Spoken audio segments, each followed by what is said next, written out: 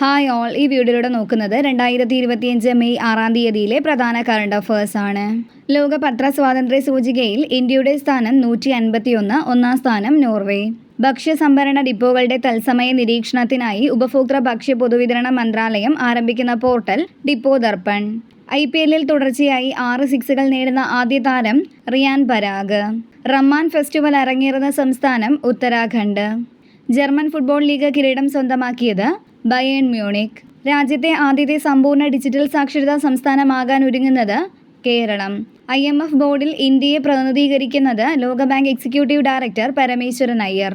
ഹോളിവുഡിനെ രക്ഷിക്കാനായി പുറത്ത് ചിത്രീകരിക്കുന്ന സിനിമകൾക്ക് 100% തീരുവ പ്രഖ്യാപിച്ച രാജ്യം America. 2025 Kalinga super cup football കിരീട ജേതാക്കൾ ഗോവ FC. തുർക്കി പ്രദക്ഷിണം എന്ന പുസ്തകത്തിന്റെ രചയിതാവ് പോൾ സക്കറിയ.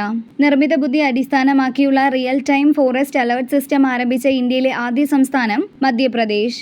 ദേശീയ ചലച്ചിത്ര വികസന കോർപ്പറേഷന്റെ പുതിയ മാനേജിംഗ് ഡയറക്ടറായി 2025 നിയമിതനാകുന്നത് പ്രകാശ് മഗ്ദം.